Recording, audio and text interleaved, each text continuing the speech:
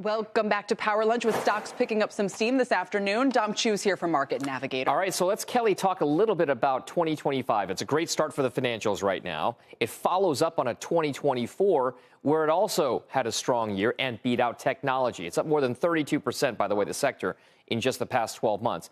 And it's worth noting, financials, they continue to outperform, even over the tech sector again this year. So is betting on the banks a sustainable strategy for outperformance in 2025?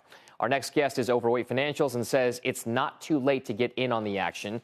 Joining us now is Caterina Simonetti, a private wealth advisor over at Morgan Stanley. And Caterina, the bank trade had been talked about as being the catch-up trade for years. It finally came to fruition in 2024 and 2025.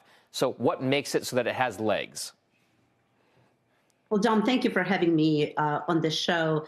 And of course, we've been talking about financials for a while, but one of the most striking features about the market volatility over the last week, it's not just rotation out of tech, but specifically rotation out of tech into financials that have outperformed tech this week, this month, and for the entire year that we just had. And as you said, we've seen the 32% growth in financials over the last 12 months, and because all the focus was on tech, but we don't believe that it's too late for investors who are underweight the sector to go into financials and increase exposure in their portfolios. Caterina, financials are more than just banks. They're the driving force of it. There's no doubt about it. But there was one point over the past couple of years that the story was all about the insurance companies. We know that they're under pressure right now, given some of the natural disasters, wildfires in LA and whatnot. So when it comes to financials, is it the big banks, the little banks, the medium-sized banks, the insurance companies?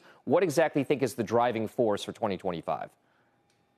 Well, John, we have to take the entire picture into consideration. Financials as a whole stand to benefit from the deregulation as the policy of the new Trump administration, heightened M&A activity that is going to come as a result of the of this deregulation, the lower potentially decrease in the corporate tax rates, and also the fact that we might be in the higher interest rate environment for longer, which includes the higher rates on mortgages and car loans for the lower side of the financial sector. And we've seen that the rates in this sector stayed high despite of the couple of rate cuts that we have seen already. So banks are the pulse of the economy. It's as plain as simple. What we saw over the years is when investors are bullish on financial sectors and are bullish on banks, they're generally bullish on the economy. So on some level, it's the indicator of the health of the economy and investors as they view, the economy and, potential for where we are in this economic cycle. All right. Caterina Simonetti, private wealth advisor over at Morgan Stanley. Thank you very much. We'll see you again soon. Thank you very much for the thoughts there on financials.